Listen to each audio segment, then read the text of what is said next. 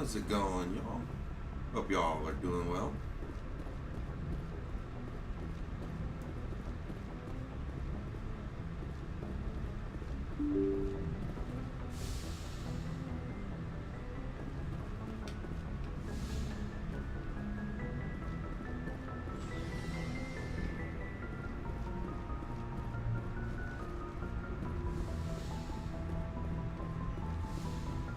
Yes, Commander? Is there something you need? I should go. Goodbye, Commander.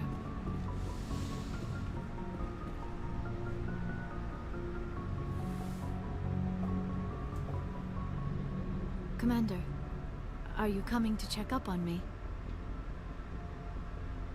You look much better. How are you feeling? Dr. Chakwas assures me I am going to be fine. I was impressed with her knowledge of Asari physiology. You're in good hands. Dr. Chakwas knows what she's doing. I never properly thanked you for saving me from the Geth, Commander. If you hadn't shown up... I'm just glad we got there in time. So am I. I know you took a chance bringing me aboard this ship. I have seen the way your crew looks at me. They do not trust me. But I am not like Benezia. I will do whatever I can to help you stop Saren. I promise. Don't worry, Liara. I trust you. I know you won't let me down. It means a lot to hear you say that, Commander. Thank you. Tell me about yourself, Liara. Me? I am afraid I am not very interesting, Commander. I spend most of my time on remote digs, unearthing mundane items buried in long-forgotten Prothean ruins. Sounds dangerous. And lonely. Sometimes I would run afoul of indigenous life forms or stumble across a small band of mercenaries or privateers. But I was always careful. Until the Geth followed me to Artemis Tau. I never found myself in any situation my biotics could not handle. As for the solitude, well, that is one aspect that most appealed to me. Sometimes I just need to get away from other people. You don't like other people? I suppose it comes from being a matriarch's daughter. People expected me to follow in Benezia's footsteps. They wanted me to become a leader of our people. Matriarchs guide their followers into the future. They seek the truth of what is yet to come. Maybe that's why I became so interested in the secrets of the past. It sounds so foolish when I say it out loud. It sounds like I became an archaeologist simply to spite Benezia. All children rebel against their parents. It's a natural part of growing up. Aha, you share the wisdom of the matriarch, Shepard. That is exactly what Benezia said when I told her of my decision. But there was more to it than that. I felt drawn to the past. The Protheans were these wondrous, mysterious figures. I wanted to know everything about them. That is why I find you so fascinating. You were marked by the beacon on Eden Prime. You were touched by working Prothean technology. Sounds like you want to dissect me in a lab somewhere. What? No, I did not mean to insinuate. I never meant to offend you, Shepard. I only meant that you would be an interesting specimen for an in-depth study. No, that's even worse. Calm down, Liara. I was only joking. Joking? Oh, by the goddess, how could I be so dense? You must think I am a complete and utter fool. Now you know why I prefer to spend my time in the field with data disks and computers. I always seem to say something embarrassing around other people. Please, just pretend this conversation never happened. Do you know why Benezia joined up with Saren?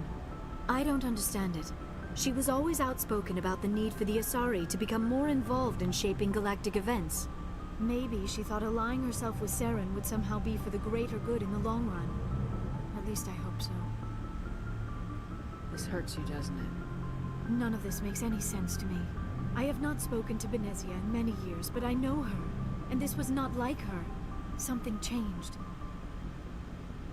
I'd like to know more about the Asari. We were the first species to discover the Citadel.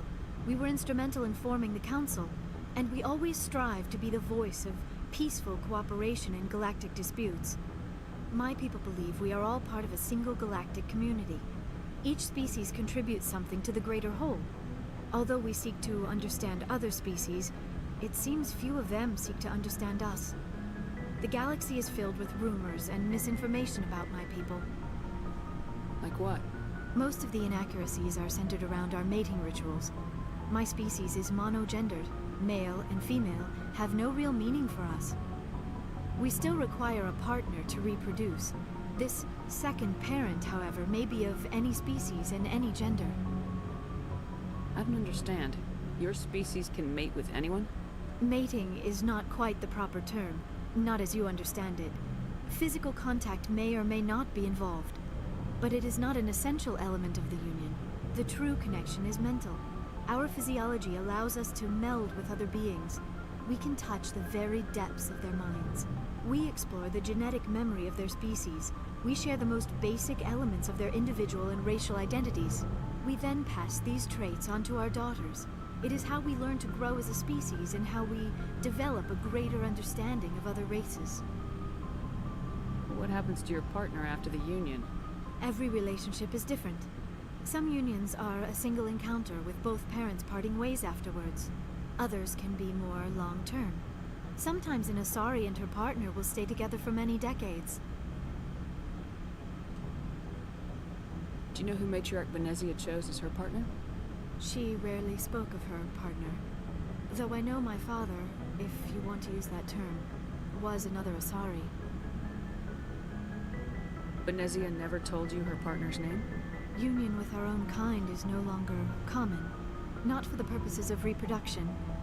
Most Asari believe it weakens our species. Asari daughters inherit racial traits from the father species. If both parents are Asari, then nothing has been gained, or so conventional wisdom would hold. I am what is sometimes called a pureblood, though no Asari would ever be cruel enough to say the word to my face. It is a great insult among my people.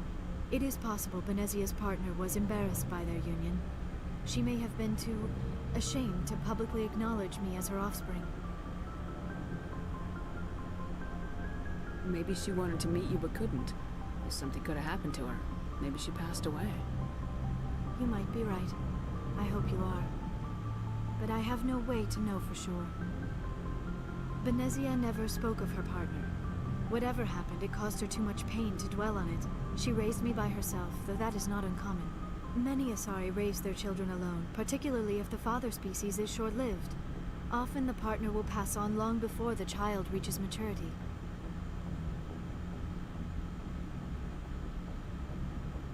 You Asari live for 1,000 years.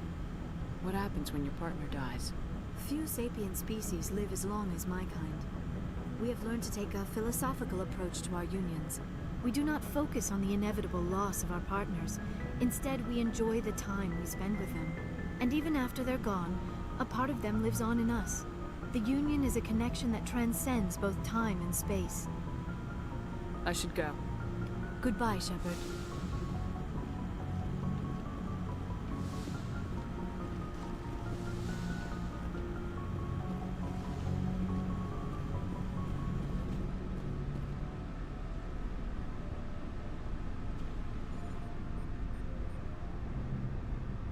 Commander, do you have a minute? I always make time for my officers. Off the record, I think there's something wrong here. This Saren is looking for records on some kind of galactic extinction, but we can't get backup from the Council? Sorry, Commander. There's writing on the wall here, but someone isn't reading it. The Council doesn't want to believe anything's wrong. I'd call it human nature, but... I hear you. It just seems like a group that's been around as long as the Council should see this coming. It's funny, we finally get out here, and the final frontier was already settled, and the residents don't even seem impressed by the view. Or the dangers. Well, well. You're a romantic. Did you sign on for the dream, Malenko? Secure a man's future in space? Yeah, I read a lot of those books when I was a kid, where the hero goes to space to prove himself worthy of a woman he loves, or, you know, for justice. Maybe I was a romantic in the beginning, but I thought about it after brain camp. Biotic acclimation and temperance training. I'm not looking for the dream. I just want to do some good. See what's out here. Sorry if I got too informal. Protocol wasn't a big focus back in Bot.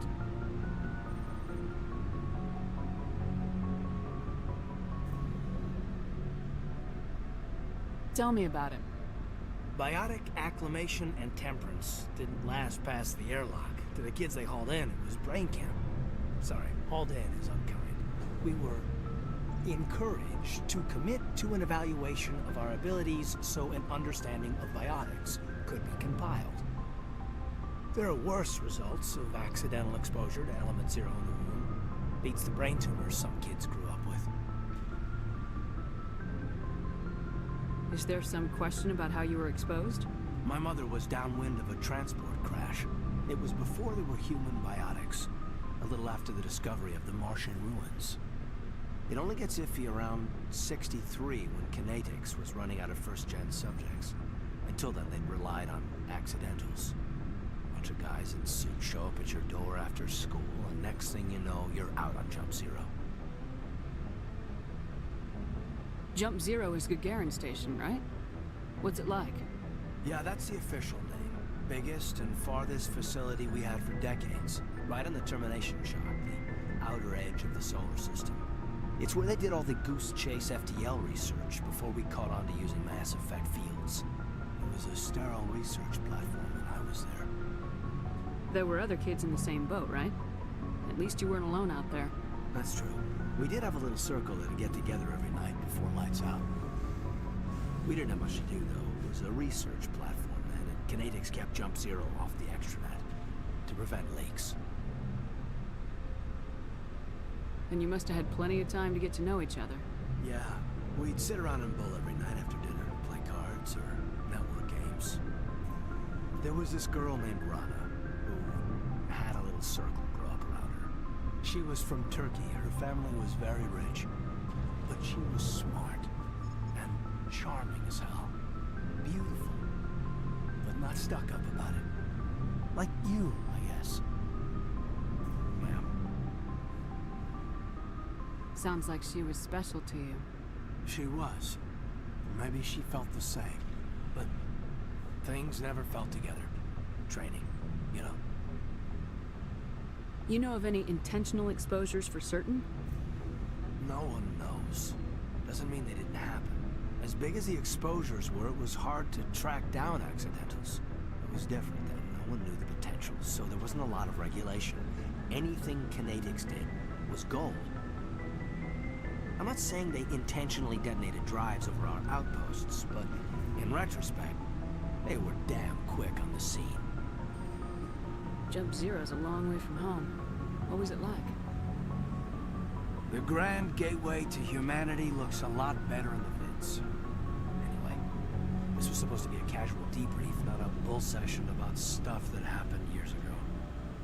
We have to depend on each other in combat. I like knowing what kind of man I have at my back. I understand, ma'am. I won't let you down.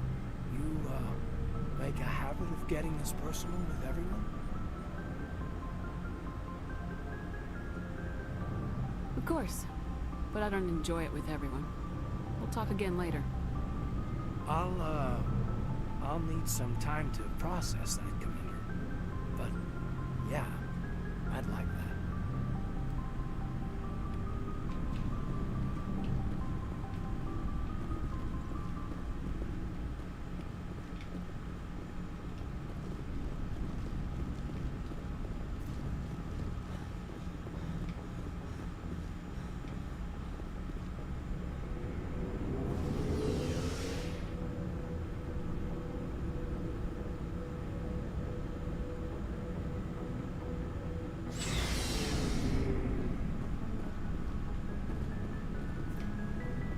Commander, nice work out there. I knew working with the Spectre would be better than life at CSEC. Have you worked with the Spectre before? Well, no, but I know what they're like. Spectres make their own rules. You're free to handle things your way. At CSEC, you're buried by rules. The damn bureaucrats are always on your back.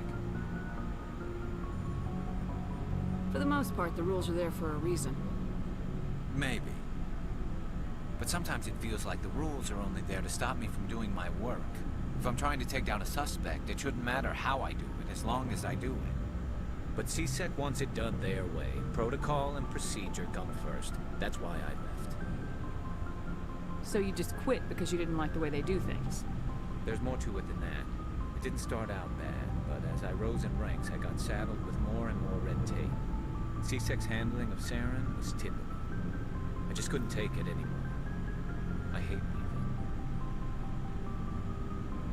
I hope you made the right choice. I'd hate for you to regret it later. Well, that's sort of why I teamed up with you. It's a chance for me to get off the Citadel, see how things are done outside C-Sec. Either way, I plan to make the most of this. And without C-Sec headquarters looking over my shoulder, well, maybe I can get the job done my way for a change. If getting the job done means endangering innocent people, then no. We get the job done right, not fast. Got it? I wasn't trying to. I understand, Commander.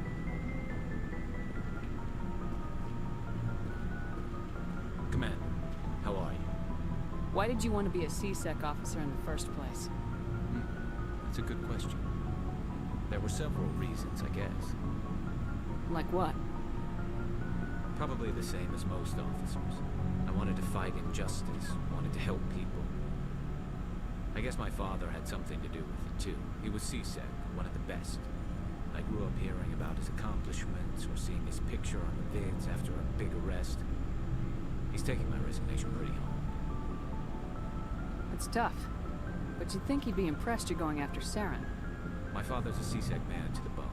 Do things right or don't do them at all, he says. He thinks I'm being too rash, too impatient. He's worried I'll become just like Saren.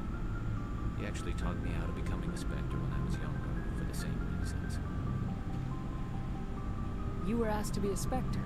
Well, I was targeted as a possible Spectre candidate. Me and about 1,000 other Turian military recruits. I could have received special training, but my father didn't like it. He despises the Spectres. He hates the idea of someone having unlimited power with no accountability. He wouldn't like you, Commander. No offense. Not all Spectres are like Saren, you know. Of course not. But Saren's not going to play by our rules, C-Sec's rules. If you want to nail Saren, you need to send someone who isn't restricted by policies and procedures. Just because you can break the rules doesn't mean you should. I don't need to stoop to Saren's level to stop him. And neither do you, Garrus. I see what you mean, but I'll think about it. Thanks, Commander. Commander, good to see you. Hey, Commander. Looking for some extra supplies before you head out? What have you got? Whatever. Well, as long as you don't mind paying for it. Why should I pay?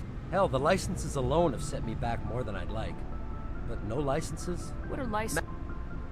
Many of the best licenses are hard. There are too many for me to keep track of. But each license will explain what it's good for. Not right now. No problem. Keep checking back. Shepard, what can I do for you? What's your story, Rex? There's no story. Go ask the Quarian if you want stories. You Krogans live for centuries. Don't tell me you haven't had a few interesting adventures. Well, there was this one time the Turians almost wiped out our entire race. That was fun. Yeah, they tried the same with us, but we fought them off. It's not the same. It seems pretty much the same to me. So your people were infected with a genetic mutation? An infection that makes only a few in 1,000 children survive birth? And I suppose it's destroying your entire species? I suppose it isn't all the same. I don't expect you to understand, but don't compare humanity's fate with the Krogan.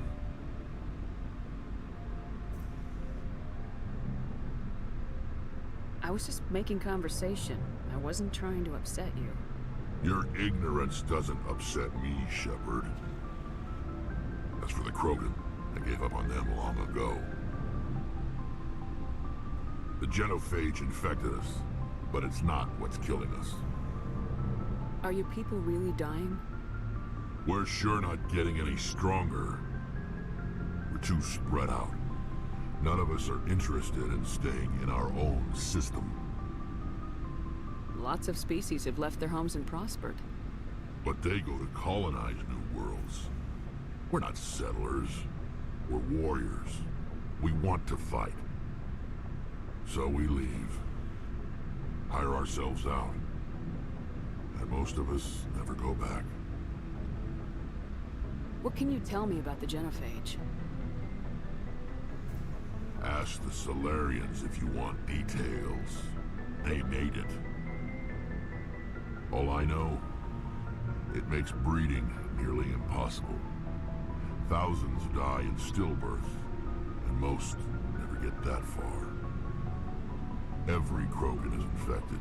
Every one. And no one's rushing to find a cure. Why don't the Krogan try to find a cure?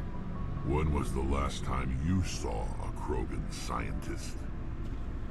You ask a Krogan, would he rather find a cure for the Genophage or fight for credits? He'll choose fighting every time. It's just who we are, Shepard. I can't change that. Nobody can. So long, Rex. Shepard. Shepard. Rex? Commander? Do you have a few minutes to talk? One-on-one? Sure. I was hoping to get a minute of your time. Off the record. I keep an open door policy. If you have any concerns, lay them on me. All right. I know things are different aboard the Normandy, but I'm concerned about the aliens, Vakarian and Rex. With all due respect, Commander, should they have full access to the ship? They may not serve the Alliance, Chief, but they're allies. At least as far as Saren goes. This is the most advanced ship in the Alliance Navy. I don't think we should give them free rein to poke around the vital systems. Engines, sensors, weapons. You don't trust the Alliance's allies? I'm not sure I'd call the Council races allies. We, humanity, have to learn to rely on ourselves. How do you get from relying on ourselves to mistreating our allies? I don't mean we should mistreat them, Commander. I just think we should be prepared to go it without them. As noble as the Council members seem now, if their backs are against the wall, they'll abandon us. I don't see that as inevitable. Look, if you're fighting a bear and the only way for you to survive is to sick your dog on it and run, you'll do it. As much as you love your dog, it isn't human. It's not racism, not really. Members of their species will always be more important to them than humans are.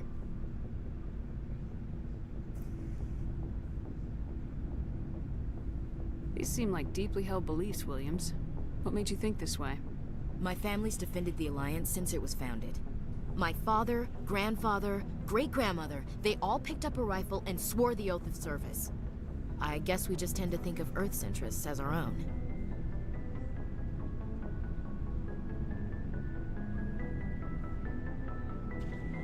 All right, I can see where your concerns are coming from, Williams. But this is a multilateral mission. You're gonna have to work with aliens, like it or not. It won't be a problem, Commander.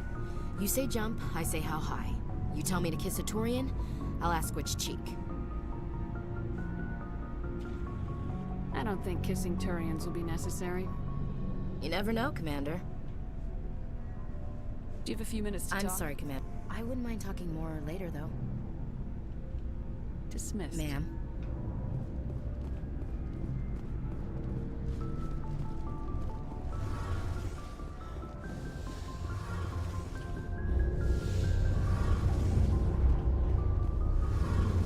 Your ship's amazing, Shepard. I've never seen a drive core like this before. I can't believe you were able to fit it into a ship this small. I'm starting to understand why you humans have been so successful. I had no idea Alliance vessels were so advanced.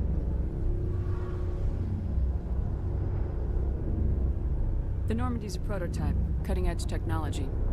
A month ago, I was patching a makeshift fuel line into a converted tug ship in the flotilla. Now, I'm sitting on board one of the most advanced vessels in Citadel space. I have to thank you again for bringing me along. Traveling on a vessel like this is a dream come true for me. I had no idea you found ship technology so interesting. It comes with being a Quarian. The migrant fleet is the key to the survival of my people. Ships are our most valuable resource. But we don't have anything like this. We make do with cast-offs and second-hand equipment. We just try to keep them running for as long as we can. Some of the fleet's larger vessels date all the way back to our original flight from the Geth. I can't believe your fleet's still using ships that are 3 centuries old. They're constantly being repaired, modified, and refitted. They aren't pretty, but they work. Mostly. We've tried to make ourselves as independent as possible on the flotilla, grow our own food, mine, and process our own fuel. But some things we just can't make on our own. A patch to maintain the hull integrity requires raw materials we just don't have. That's why our pilgrimages are so important. Tell me about your people. Our lives aren't easy. Resources are scarce, and we are constantly on the move. Everything we do must in some way contribute to the continuation of the migrant fleet. There are 17 million Quarians in the flotilla, and each of us relies on the others for survival. The bonds among my people are strong. Unfortunately, we have had to surrender many of the freedoms and civil liberties other species take for granted. What kind of freedoms? Well, it's illegal for parents to have more than one child. If our population grows too much, it would strain our resources to their breaking point. Of course, we also can't allow our numbers to become too few. If our population is in decline, the rule against single births is temporarily repealed. In extreme cases of population decline, incentives are even offered to encourage multiple births, though the Conclave hasn't had to take such measures in nearly a century. That's your government. The Conclave is our civilian branch of government. Each ship can elect a representative to serve on the Conclave and make decisions that affect the fleet as a whole. On matters that affect an individual ship, however, the captain has the final say. It's a tradition that dates back to the early days, when the fleet was governed by martial law. Fortunately, most captains nowadays are smart enough to have an elected council from their crew to give them advice and guidance. So the ultimate power rests with elected officials? In practice, the Conclave and the respective council for each ship tend to set the rules that govern our daily lives. But in theory, we are still under military jurisdiction. The 5 top-ranking military officials in the fleet serve on the Admiralty Board. These 5 have the power to overrule any decision by the Conclave in case of emergency. To do so requires unanimous agreement among the Admiralty, and they can only do this once. After that, the entire board must resign their posts. It's a safeguard that served us well. In nearly 3 centuries, the Admiralty Board has only overruled the Conclave 4 times. I want to know more about the Geth. I doubt I can tell you anything you don't already know. It's been almost 3 centuries since they drove my people into exile. All I know is the story of their origins, what they were when we created them, and how they turned on us. Interesting. The Geth were originally created to serve as an automated manual labor force. Initially, their intelligence was as limited as any VI. Over time, we made small modifications to their programming to allow them to perform more varied and complex tasks, bringing them closer and closer to true AI status. How come the Council didn't step in and stop you? This wasn't true AI research. We may have been skirting the bounds of the law, but we never did anything that was actually illegal.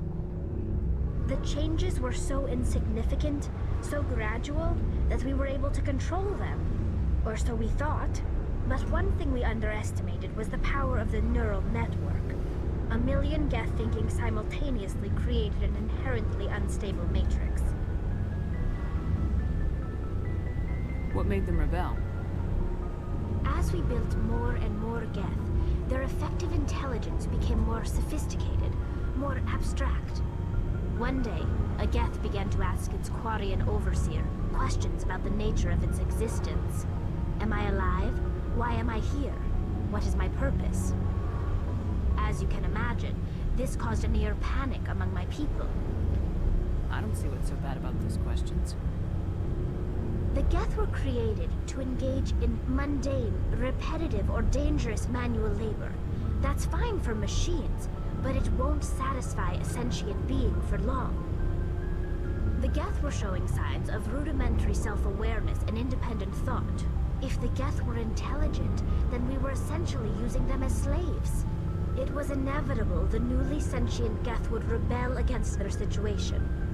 We knew they would rise up against us, so we acted first. A general order went out across all Quarian-controlled systems to permanently deactivate all Geth. The Geth responded to this order violently. Hey, you can't blame them for fighting for their survival.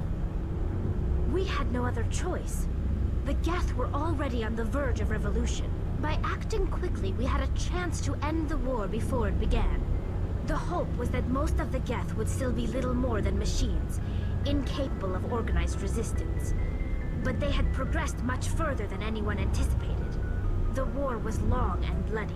Millions upon millions of Quarians died at their hands.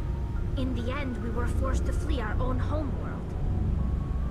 We feared the Geth would pursue us, but they never came beyond the Veil.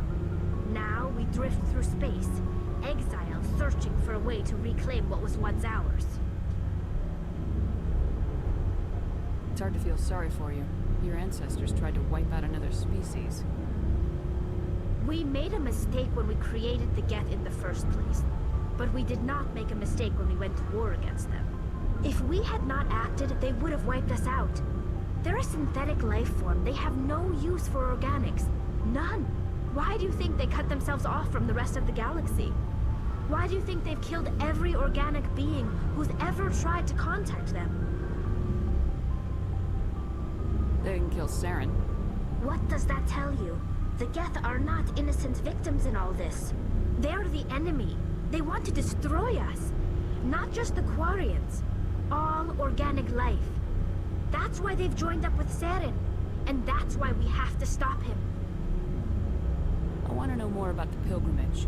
When my people reach maturity, we leave our birth ships and seek acceptance with a new crew.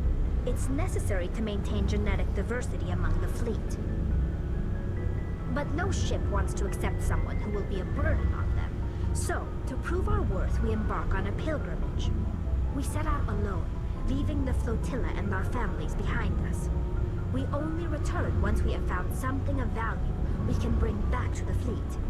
This is presented as a gift to the captain of the respective ship we wish to join.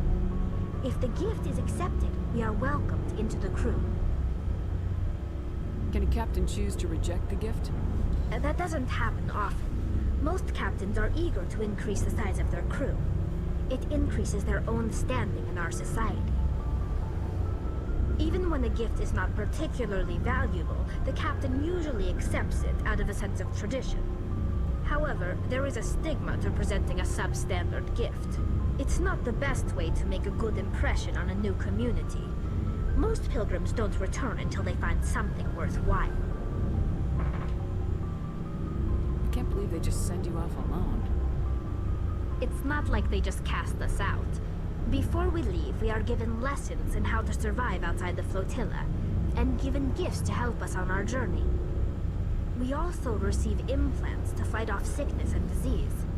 Generations of living in an isolated and highly controlled environment have left our immune systems weaker than most.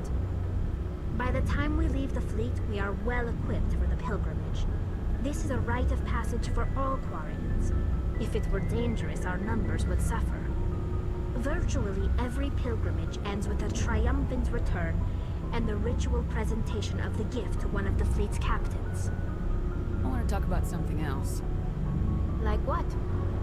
I should go. See you later.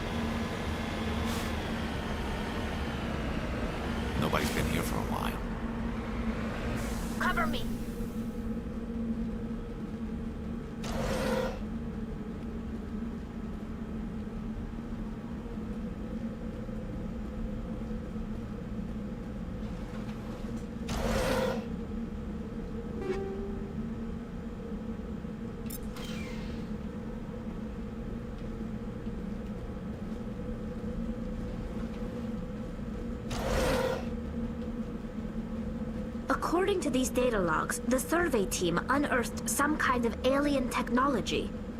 We should check out the excavation site. Could be some answers there.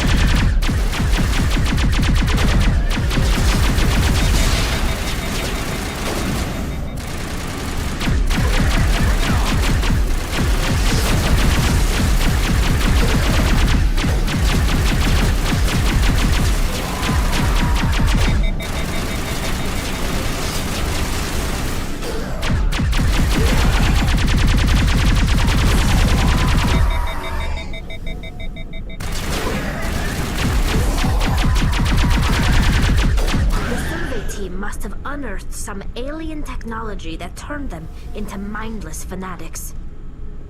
Whatever they found, it's long gone now.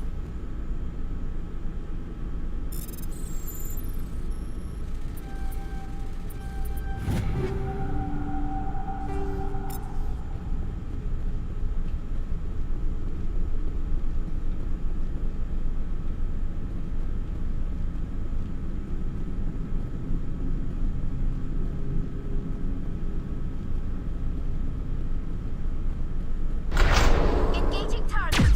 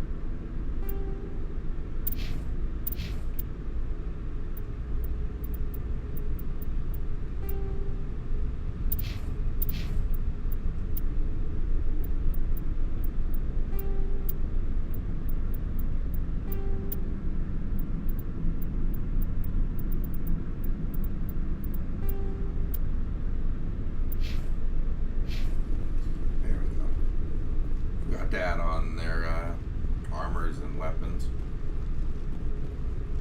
That's why they died so easily.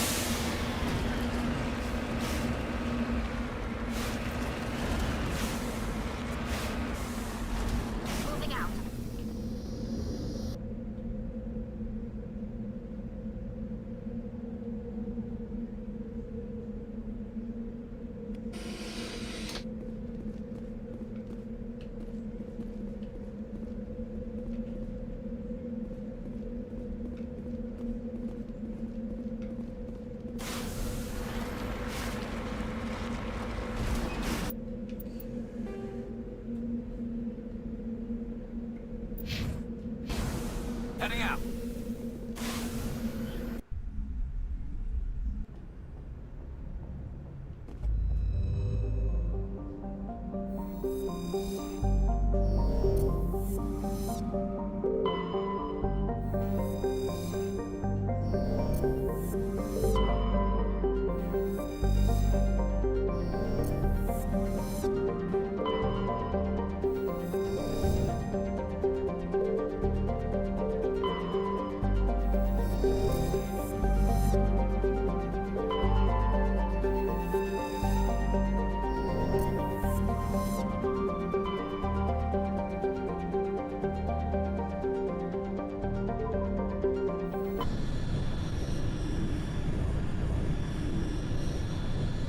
Message coming in.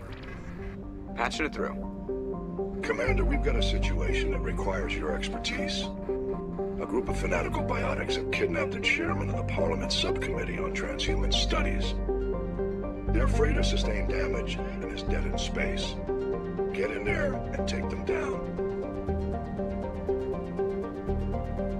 What kind of resistance should I expect? The biotics were seen loading equipment into the freighter. Expect traps and combat drones. Nothing you can't handle.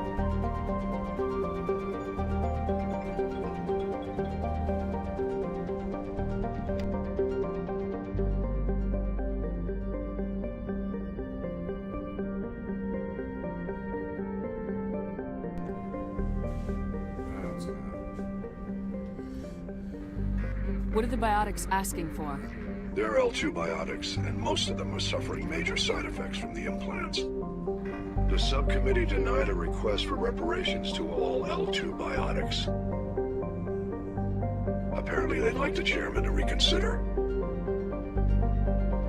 What's the priority on saving the chairman? Saving him would be my preference, but we must make it clear that these tactics don't work, Commander. Your top priority is to neutralize the biotics. Understood, Admiral. I'll see what I can do. I appreciate you taking the time, Commander. I'm sending you the last known coordinates of the freighter. Good luck. Fifth Fleet out.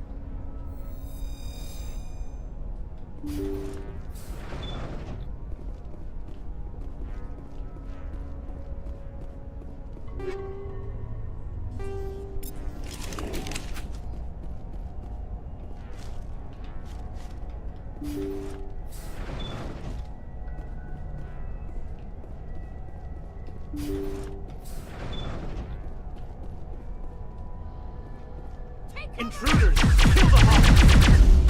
We need to hurry. We're gonna kill him. Shutting them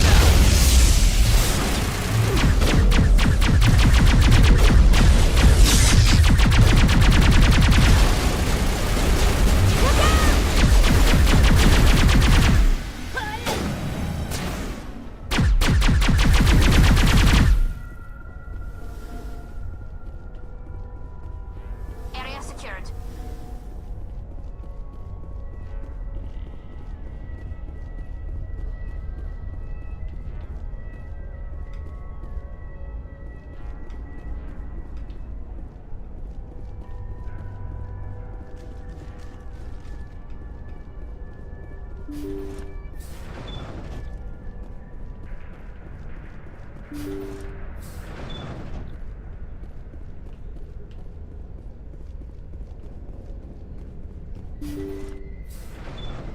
See how it is?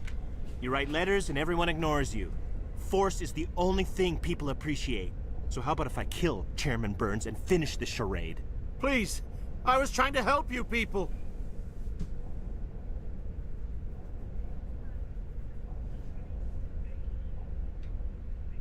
Let's not do anything we're all gonna regret. Why not? What have we got to lose? Since the chairman here decided that we didn't get reparations, we've got nothing left to live for. But I've changed my mind. Seeing you all, it's clear that you all deserve...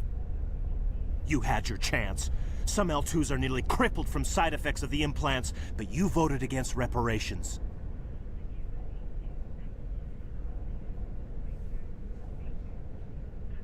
Think about this. Burns is the one man who can help you. Yes, if you release me, I can take another look at the reparations request. What, we're supposed to trust you? Sure, you promise us freedom and say everything will be fine, but as soon as we surrender, you'll double-cross us.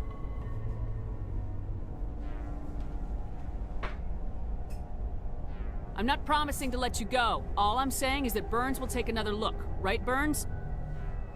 Absolutely. I had no idea that the L2 biotics were this desperate. If I'd known, the reparations will come.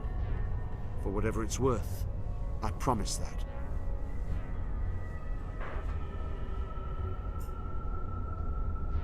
You're right. I don't want to die. Maybe something will happen this time. We surrender. Thank you, Commander. I thought I was dead when they took me.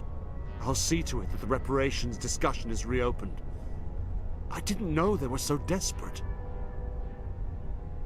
A 5th Fleet cruiser will be by shortly to pick you and the prisoners up. Thank you, Commander. I thought I was dead when they took me.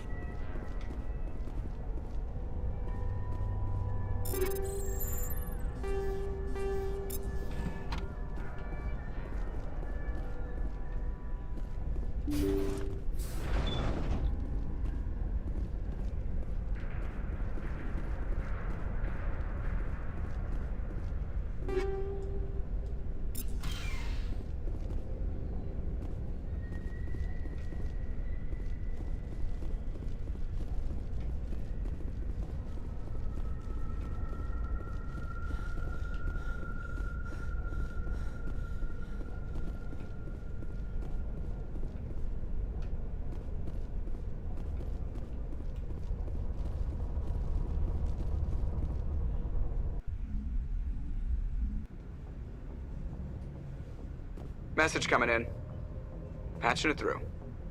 Thank you for dealing with the hostage situation, Commander. Chairman Burns was quite impressed by the way you resolved the situation peacefully. Your assistance above and beyond the formal duties has been noted, Commander. 5th Fleet out.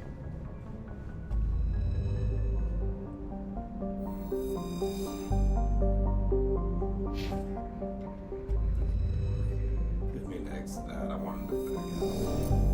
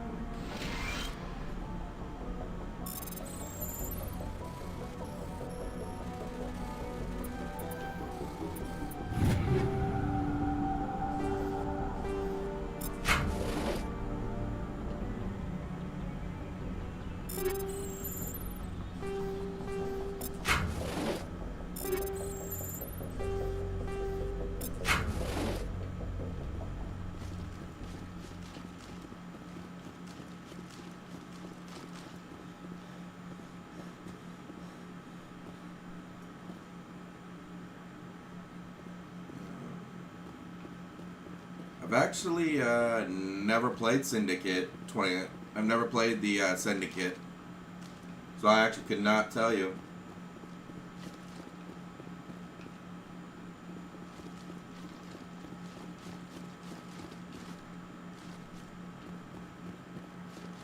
I'd have to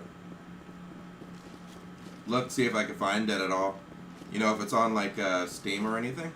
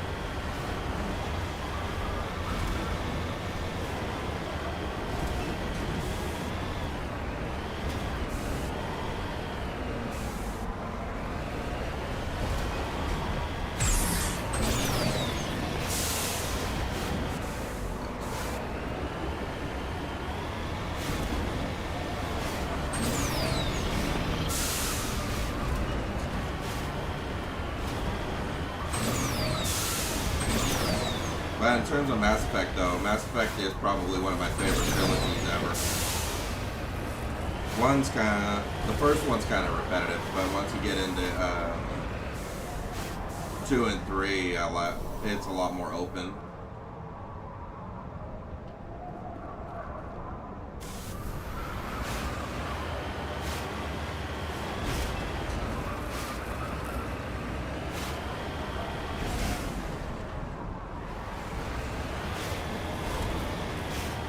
Yeah, they were making pretty good games back then.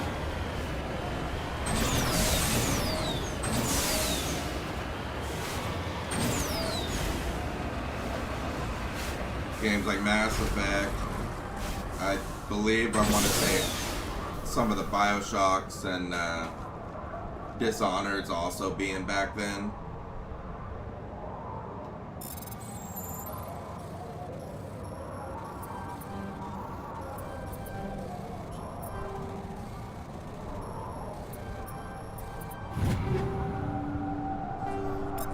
Hostile spotted.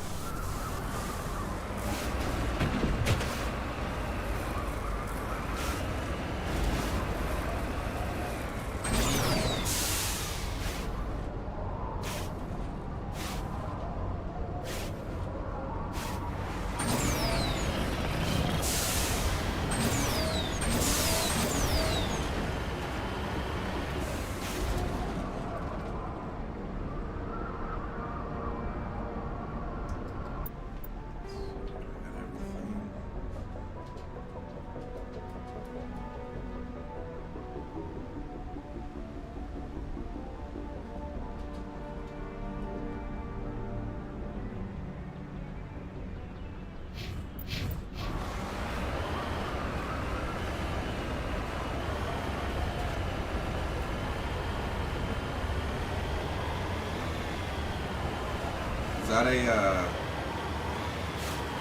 game? I've never heard of that one before.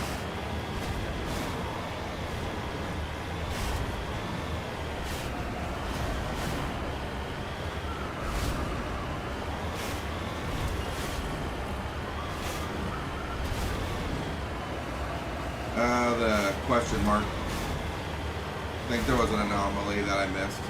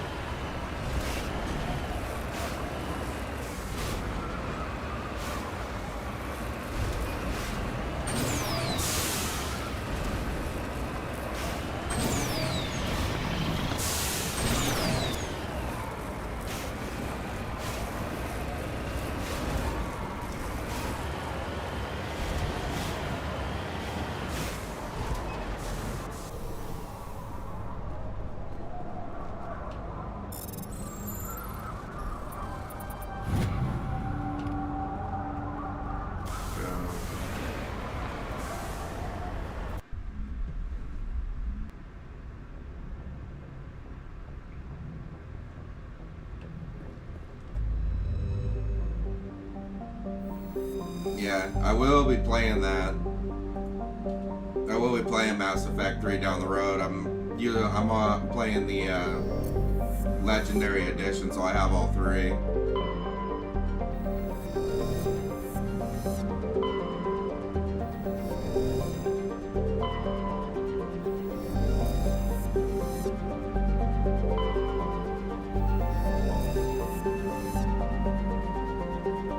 Out of the three, I think one's probably my most least favorite.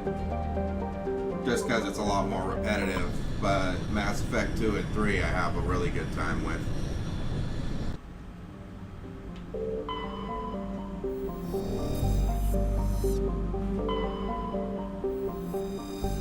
Alright.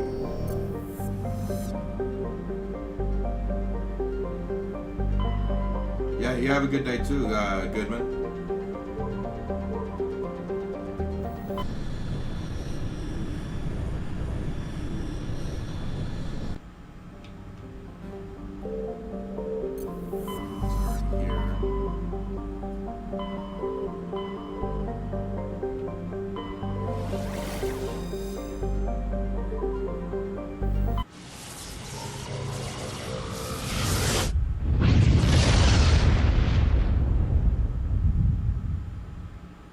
Commander, incoming signal from 5th Fleet HQ on the Citadel. Commander Shepard, something uncomfortable has just come up. In the First Contact War, we fired a lot of espionage probes into Turian space. We just received a mission complete burst from one of them.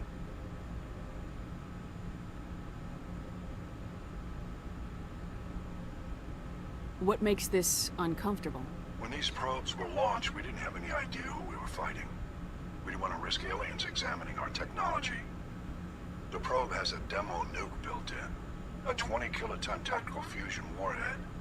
About equal to the bomb dropped on Hiroshima back in the 20th. If somebody finds that probe, tampers with it, you don't need me to finish, Commander.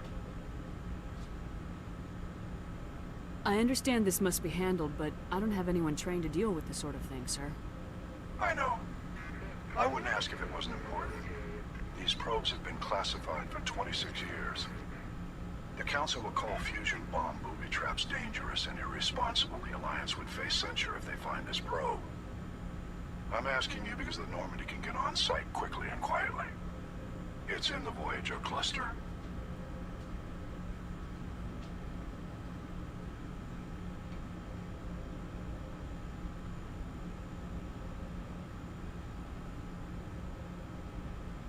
We'll get on it immediately, Admiral. And we'll be discreet. I appreciate that, Commander. Good luck. Fifth Fleet out.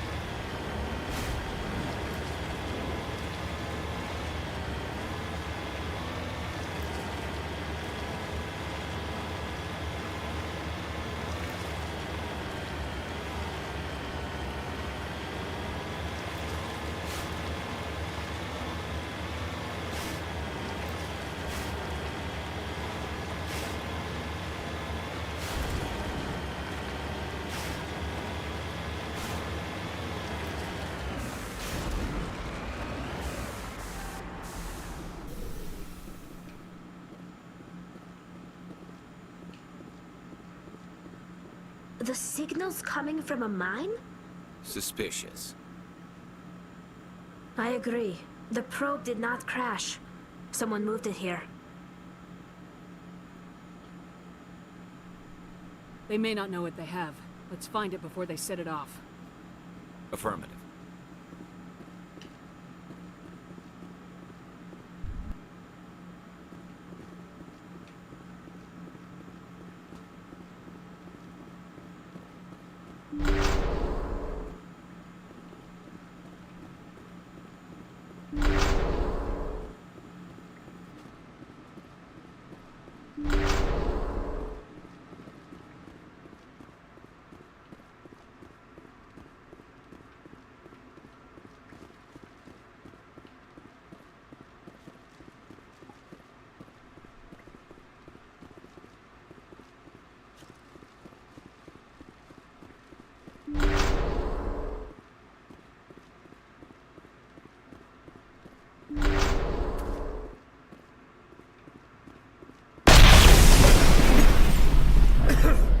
That was a detonator, Commander.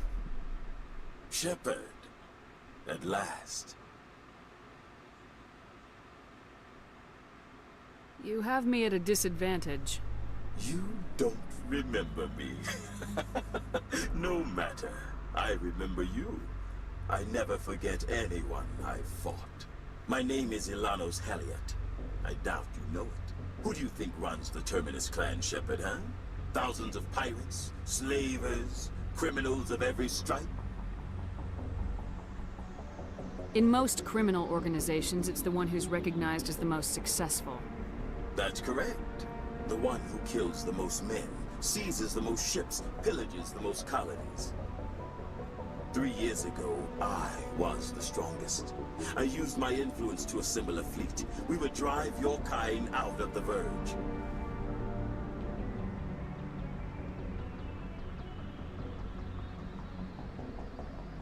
You're the one behind the attack on Elysium. I was the motivator, the instigator. The one who promised glory and riches for sacking the largest human colony in the cluster. The one blamed when it failed. Failed because of you. Your damnable holding action.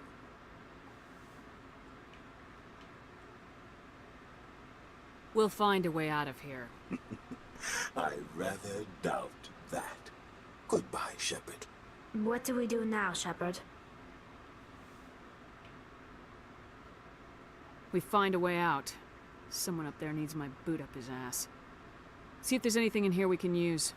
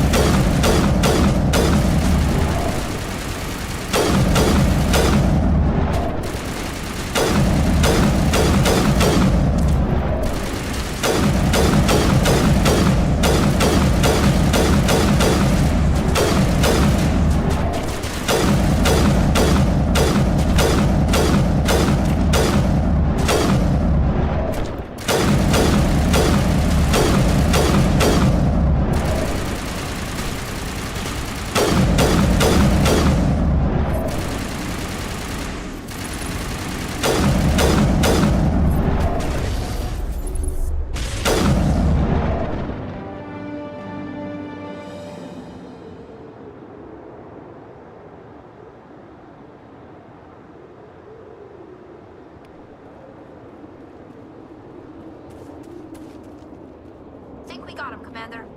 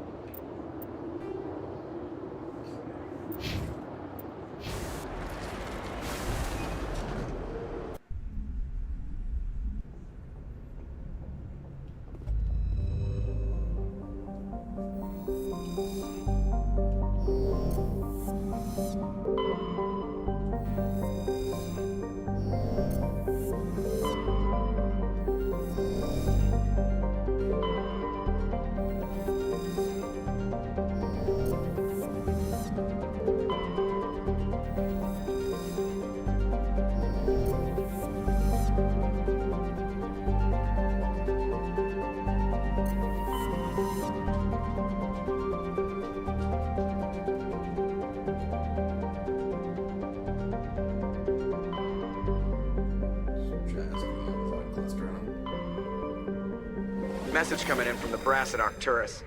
Patching it through. Normandy?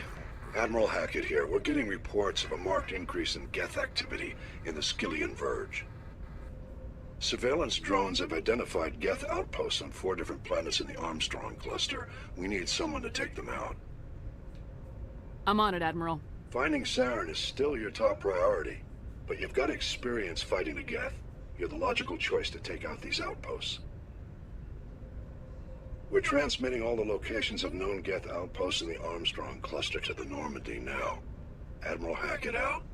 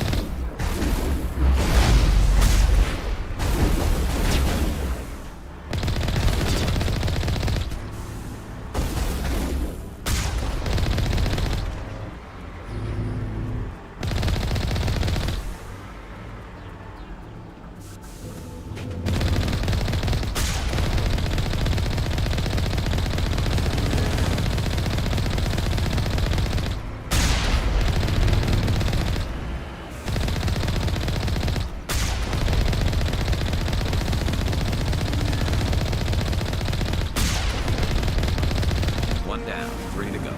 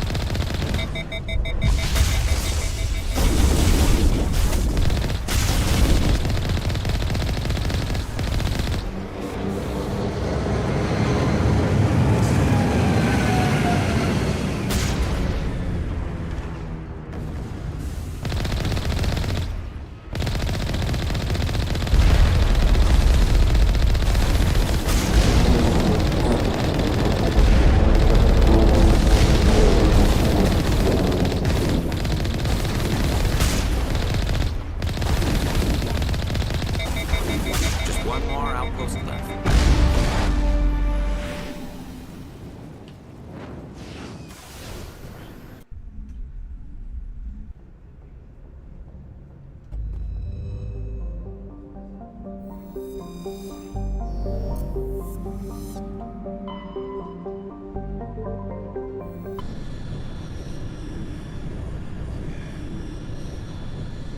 up this outpost, and then it'll probably be it for me for the day. Todd, are you ready for work?